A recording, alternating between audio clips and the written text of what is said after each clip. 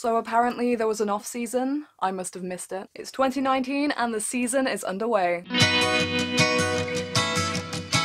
Hey guys, welcome back to the tennis vlog. Don't forget to hit subscribe if you haven't already done so and you want to keep up with the tennis this coming season. It's kind of crazy really. Alexander Zverev won the ATP finals approximately 2 days ago and we already have champions in the 2019 ATP and WTA season. 3 from the ATP and 3 from the WTA, plus Roger Federer and Belinda Bencic, who successfully defended their Hopman Cup title. That's an exhibition event.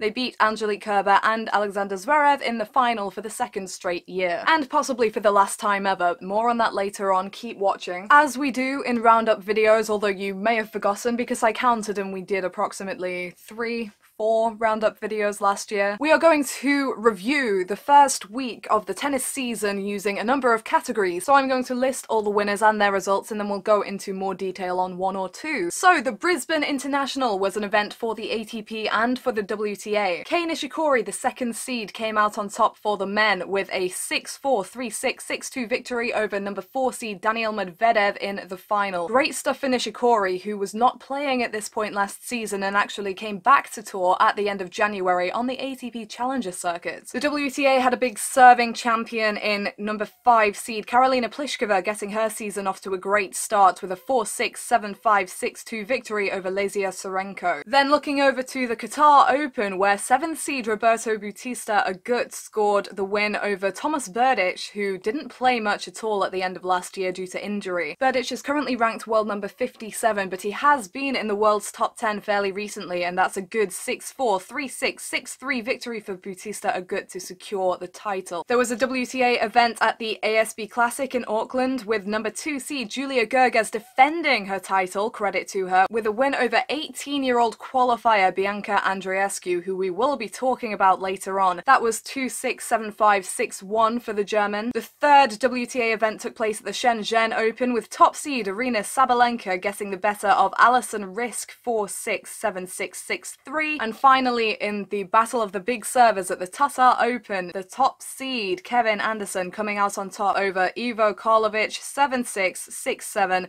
7-6.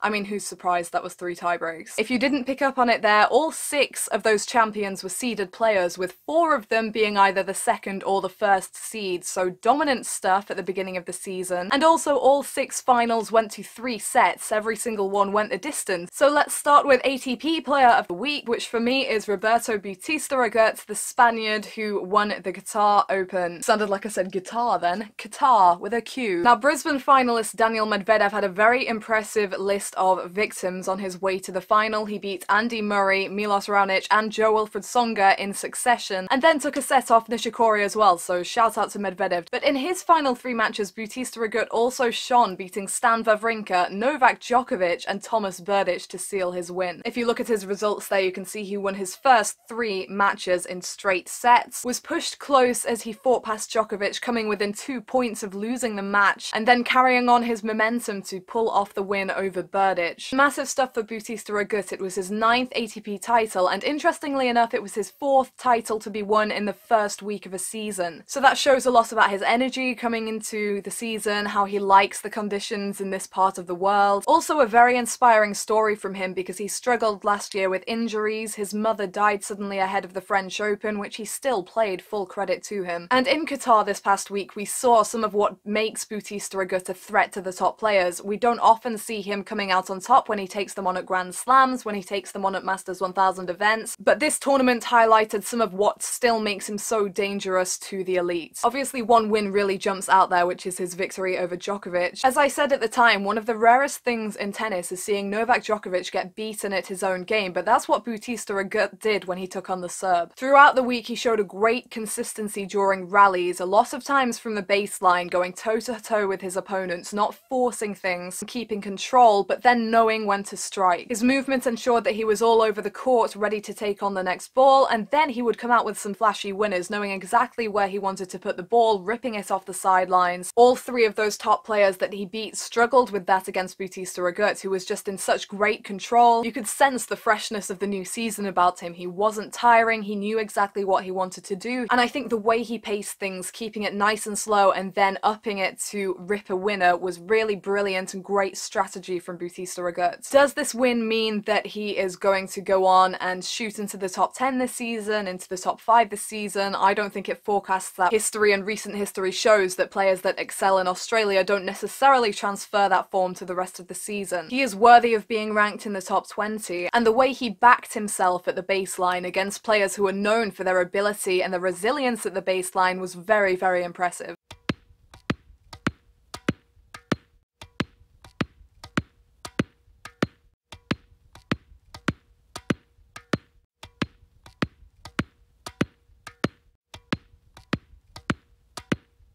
Moving on to WTA Player of the Week, and this one was hard to choose because you have to hand it to Gerges defending her title, Pliskova getting off to a good start, but for me I'm giving it to Shenzhen Open champion Aryna Sabalenka. It's quite funny really because this time last year, and I vividly remember filming the first week review video for this time last year, you would not have expected these names that are featuring in this video to be headline names, headline stories. This time last year, Sabalenka frankly wasn't known to the casual tennis follower. She was ranked down at world number 73, and it was around this point of the season that she really started to make a push. And what was impressive about Sabalenka last year was that she started climbing and she made a steady climb, a steady progression. She grew her ranking, she started going deeper in tournaments, she won her first WTA title, and she won a Premier WTA title as well. Now she's here at world number 11, she's the top seed at a WTA tournament for the first time in her career, and she handles the pressure brilliantly. Yes, there is no standout name in her list of victims bar Maria Sharapova, who retired down 6-1, 4-2 in their quarterfinal clash, but after a slow start against Tatiana Maria in the first round, a player with experience who can be tough, she flew past Ekaterina Alexandrova, and she showed no mercy against Wang in the semi-final, losing just 3 games. Risk put up a really stiff fight in the final. It was a very close contest, and Sabalenka still had the mental strength to edge it out. Whereas I did say with Bautista Agut, a lot of times when players win a title in the first week of the season, it doesn't necessarily forecast success for the rest of the year.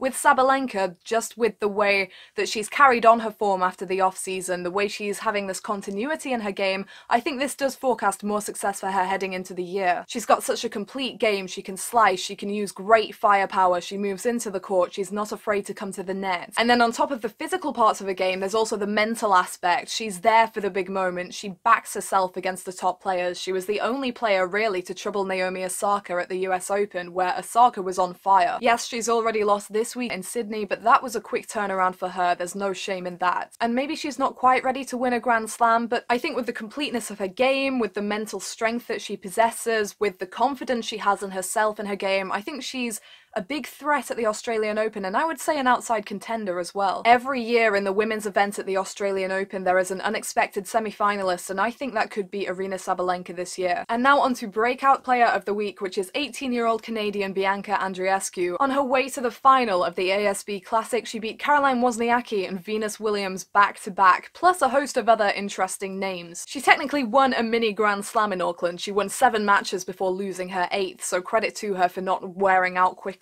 She beat top seed Lara Siegemund in the final round of qualifying before entering the main draw and taking down Tamea Babos, who has had experience and had big wins on this circuit. And really every name from there was a big one. The wins over Wozniacki, the top seed and defending Australian Open champion, and Venus Williams, who's won here before. In the semi-final, a straight sets win over 3rd seed Su Wei Shea, who is known for having one of the trickiest game styles on tour, a lot of slice, a lot of moving her opponents around. And then she kept it close in that final against Gerges, who has been in great form. This is really amazing stuff from Andreescu because she hasn't really been on many people's radars in recent times. She did make headlines a couple of years ago when she became the first player born in the 2000s to beat a top 20 player when she beat Kristina Mladenovic, who was ranked number 13 at the time. However, after that there were teenagers making moves more quickly than her, getting bigger wins than her, and she was kind of brushed to the side. Honestly, I hadn't seen much of her before last week, and I still haven't seen a tremendous amount of her playing tennis. However, I've seen enough to know that this week wasn't a fluke, which the results in itself say. And while I'm not one to hype a player up, there is a lot about her game to get excited about. Something that's rare for a WTA player of her age is to have the amount of variety that she has. She's slicing a lot off the forehand and the backhand, and that really helps her defensively. But something I was very impressed with was her footwork, and that enabled her to keep in so many rallies and get to the ball in order to slice it or in order to use her powerful forehand. She's got very fluid footwork. She takes a lot of little steps to get herself herself into position. She's very much on the ball, very sharp. She doesn't seem to tire during the rallies. She's always there and she's always making that extra ball, making her opponents think. She brings out squash shots, she does the drop shot, and she used the drop shot to great effect because she uses the length of the court. When she strikes the ball during ground stroke, she's not necessarily keeping it very low, but when she pushes her opponents back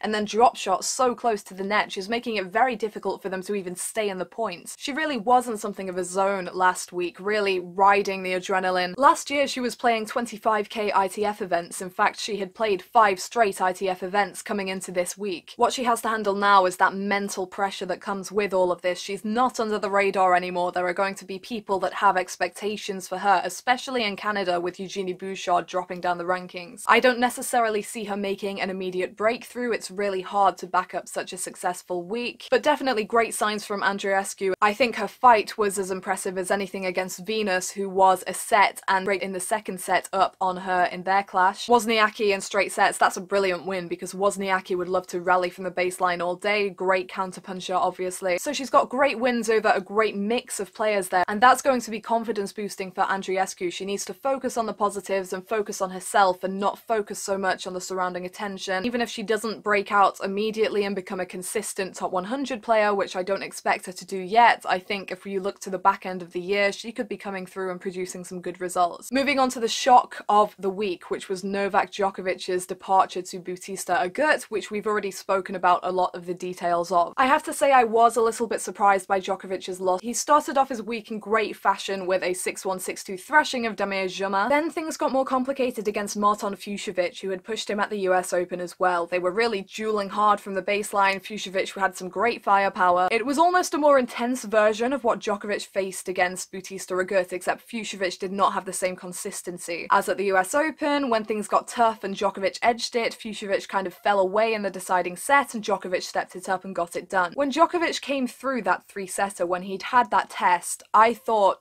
that was probably him on his way to the title. He'd had a taste of winning through easily, and he'd had the taste of a battle, and he seemed well prepared for heading into the rest of the tournament and the Australian Open. However, when he continued to struggle against Nicolas Basilashvili, maybe that aroused a bit of doubt. And against Bautista Agut, however well the Spaniard played, which he did play incredibly well, there were too many unforced errors from Djokovic's side of the net. As I've said, it was unusual to see him getting outlasted from the baseline. He was the one ending rallies with an error. He was the one not able to get to the final ball, and we don't often see that happening. In the recent Q&A that I did, which you can check out at the end of this video if you haven't watched it, I was asked whether Djokovic's loss to Alexander Zverev at the end of last year indicated much for this season, and at that time I didn't think it did. I said that his losses to Zverev and Khachanov might indicate that he does get tired more easily now, because he had only dominated for half of the year last year and he did seem to get fatigued at the end of it. I'm not really going to take too much away from one loss at the beginning of the season, but it does hint that maybe Djokovic is struggling more with the tiredness factor. That said, I still think he's going to win multiple slams this year. I still think he could win the calendar slam this year, and who knows, having a loss now and seeing what he needs to work on ahead of the Australian Open could be massively beneficial to him. For many of the top players, I think that a loss ahead of a slam can be a blessing in disguise, can highlight things for them, give them that extra time of rest as well. Not always the case for Djokovic, because he's like a machine a lot of the time when he's winning. He just keeps going and going and you can't see him ever stopping. But only time will tell on this one. It was an unusual loss for Djokovic, and the Australian Open will tell us a lot about where he's headed, I think, for the rest of the year. Controversy of the week. The Hopman Cup was a roaring success again this year, the exhibition event that takes 8 pairs from different countries, a man and a woman. They're split into groups of 4 and they all play each other in a round-robin style format, with ties consisting of a men's singles match, a women's singles match, and a mixed doubles match. Roger Federer and Serena Williams ended up on opposite sides of the net, and it was headline sporting news and everyone heard about it. But this might be the last year of the Hopman Cup, thanks to a new tournament that should be coming in 2020 called the ATP Cup. I'm not going into deep details of what it entails here, but the ATP Cup is yet another new team event, but it's men only, as the name suggests. Teams of countries going up against each other, ties of 2 singles matches and 1 doubles match, etc, etc. This will take place during the first week of the tennis season, meaning that the Brisbane International final, which fields the strongest men's singles draw in the first week of the season every year,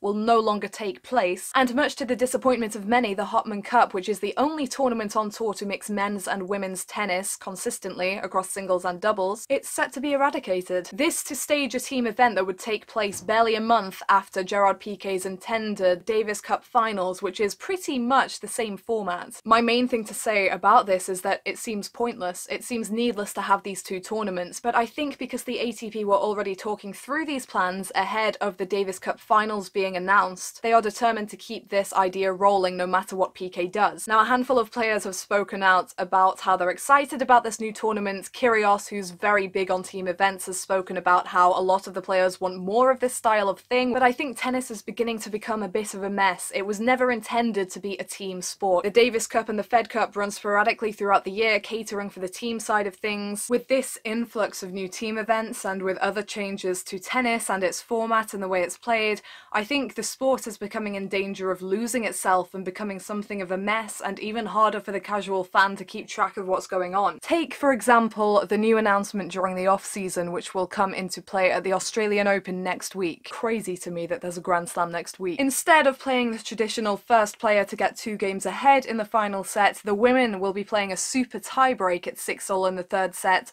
and the men will be playing a super tiebreak at 6-all in the 5th set. A super tiebreak being the first to 10-point mini-match that many doubles tournaments use in place of a 3rd set. Take a moment to imagine Novak Djokovic and Roger Federer facing off in the Australian Open final, and the championship coming down to a super tiebreak after 6 matches and 4 sets of competitive tennis. Whether you like this new format or not, it doesn't change the fact that this time last year, 3 of the 4 Grand Slam tournaments played the traditional format of tennis, a final set without a tiebreak. But right here, right now, every single Grand Slam tournament is played with a different format. These are supposed to be the most prestigious and the most important tournaments in this sport. Change introduces more change, and it's a never-ending cycle. The US Open already does play a tiebreak to decide their 5th set, but the French Open and the Australian Open do not. Now that Wimbledon has made this change, the influence that Wimbledon has means that these 2 other slams are going to be under pressure to conform as well. Tangent over. So that's the end of the video. Thank you for watching. Let me know what you think of the winners of the first week, of the people that crashed out in the first week as well. Do you have any early predictions for the Australian Open? Let me know in the comments. And what do you think of the intended ATP Cup? Are you up for more team events, or do you think that tennis should stick to its roots? Do keep an eye out at my website for more content. I will be back during the Australian Open, and I will be bringing back preview and predictions videos, so subscribe if you haven't and stay tuned. Thank you for watching, and I'll see you next time.